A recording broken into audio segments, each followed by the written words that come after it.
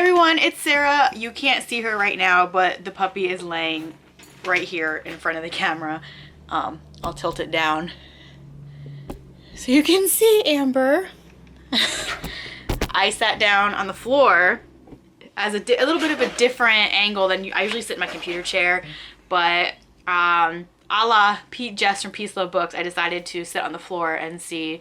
It's a little more informal, a little more comfortable, but being on the floor also attracts the animals. Today is going to be the books that have been on my TBR the longest.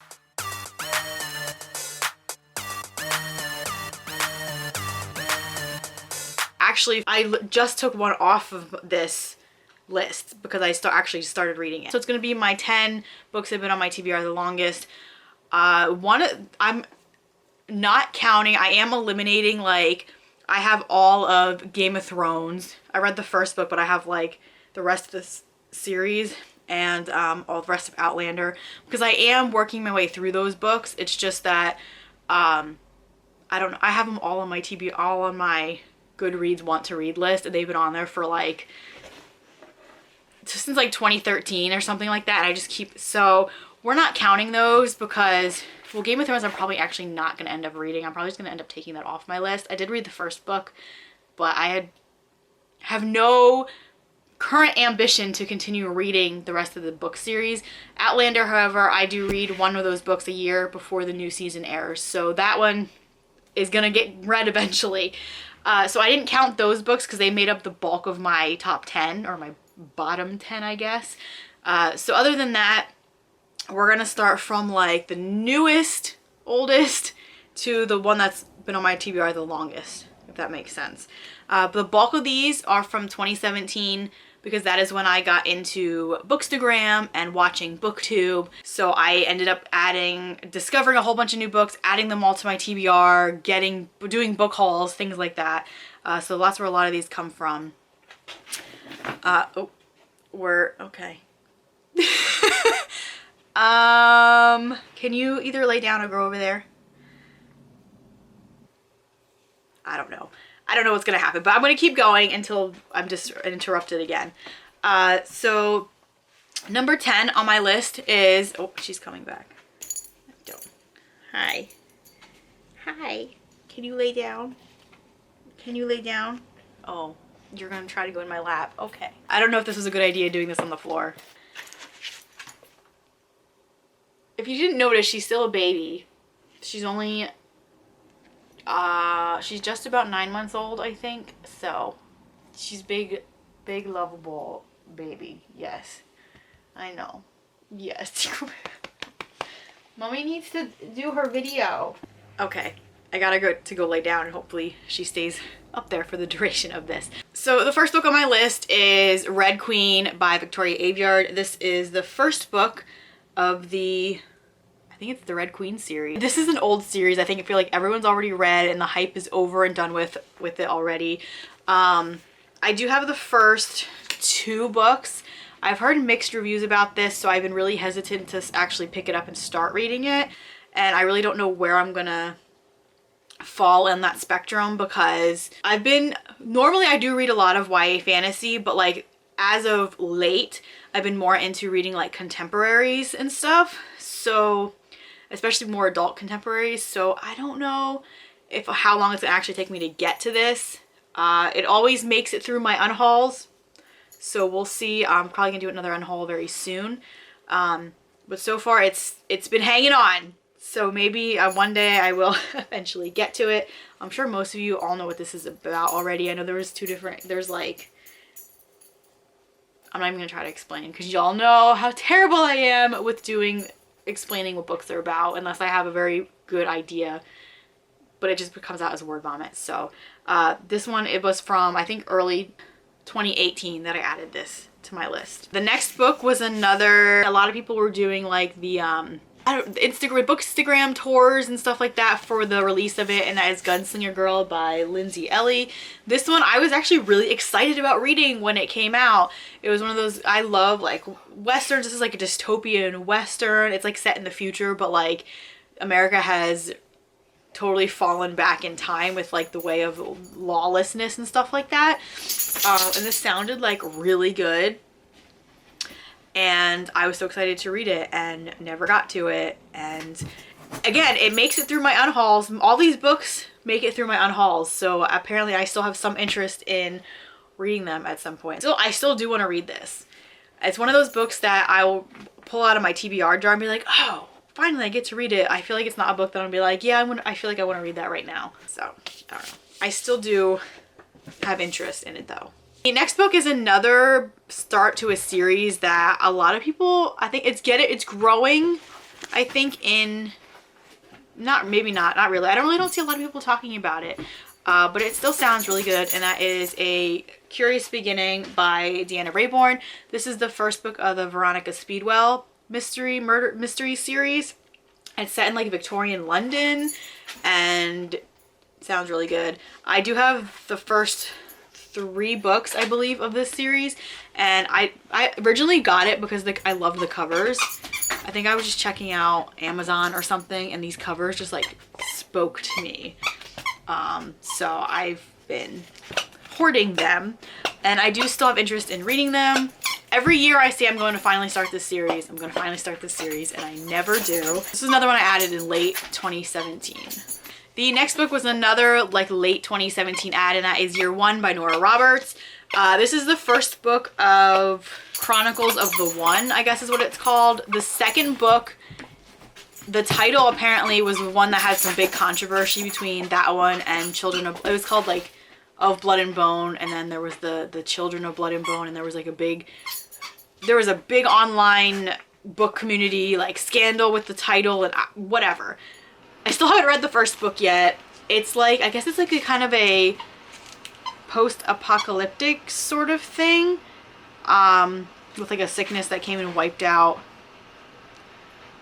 I don't know. I just know that I always considered Nora Roberts a serious like romance writer, and I'm pretty sure there is like a romance in this with the 2 main characters, but there's a lot more to it than that. I never see anyone talking about it really, but again, it still makes it through my hauls. It's still one of those books that whenever there's like a readathon, like it's one of those books that it starts to fit all my readathon. Like for Buzzwordathon was a number, so even though I picked Ninth House for Buzzwordathon, this one also would have fit it. And I don't know, it's just one of those books I still want to read it. I still look at it every once in a while on my shelf and be like, I need to pick that up, but I never do. The next one is one of my book of the month books, and that is Uncommon Type by Tom Hanks. This is a collection of short stories written by Tom Hanks, which is the reason I got it, because I was so intrigued that he actually wrote a book.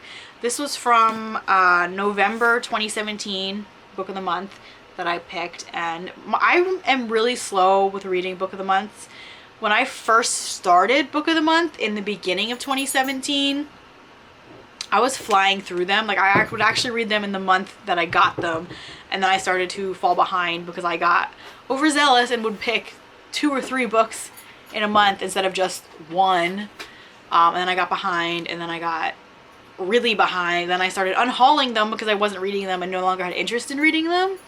And it's a mess.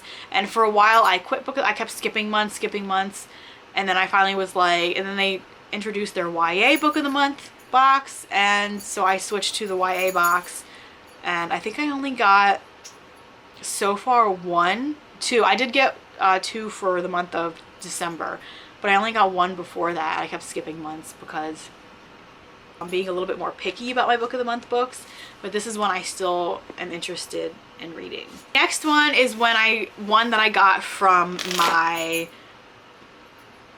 foray into Bookstagram because I was seeing it everywhere, and that is The Shadow of the Wind by Carlos Ruiz Zafón.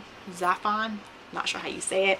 I haven't really heard anything about this recently, but back in 2017 when I was kind of roaming around Bookstagram, a lot of people were raving about this book, and this one I got in a like Barnes and Noble, one of their sales they usually have online. Every time I see this book I'm like, I really need to read that, but I I mean, it's not that long, but it's like historical fiction or like something, I don't know exactly. There's like historical fantasy. It takes place in 1945 Barcelona, and like the character is like idolizes this one writer and he goes missing. It sounds really good, but for some reason I'm a little bit put off by it. I don't know.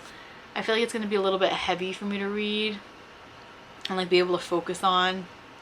I don't know why I get the feeling, but that's just kind of the feeling I get, but we'll see. I still do want to read this because it still sounds really interesting. Okay, the next book has also been since the beginning, like the end of 2017, and that is The Little French Bistro by Nina George. I did read The Little Paris Bookshop, and I really did enjoy The Little Paris Bookshop. It wasn't exactly what I was expecting of it, but I read it fairly quickly and easily, and I was intrigued by it.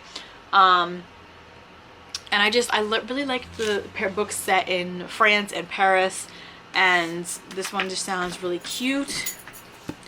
So I do hope to read this eventually at some point. It's another one of those books that I'm probably not going to pick up on my own unless it fits into like a readathon or something. But if I pick it out of my TBR jar, which I have not used in a very long time, it'll probably stay on my TBR instead of me putting it back and picking something else. Alright, next is a book that I plan on reading hopefully next year, which hopefully soon next year. And that is The Blood of Olympus by Rick Riordan. This is the 5th book of the Heroes of Olympus series, which is like the 2nd series, the spin-off of the Percy Jackson series.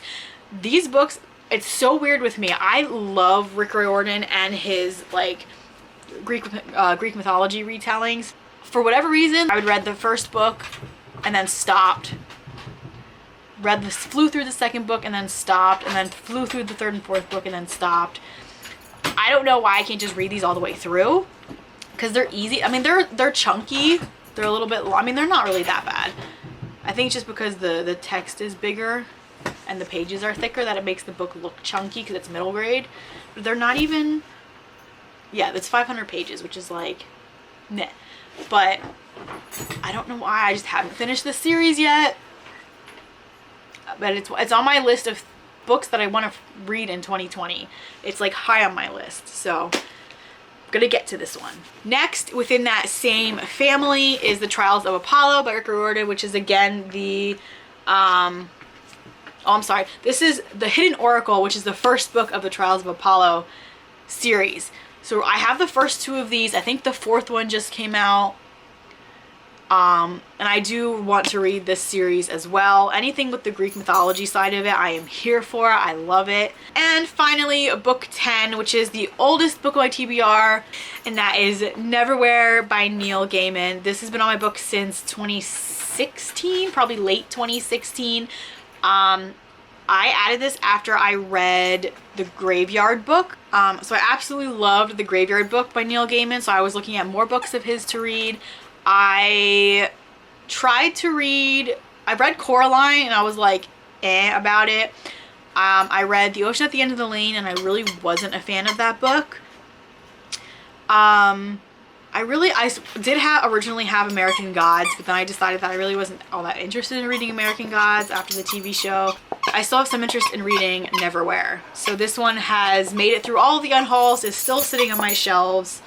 And hopefully I do one day get to it. This is another one that I do occasionally kind of glance over. Not glance over, but like it catches my eye.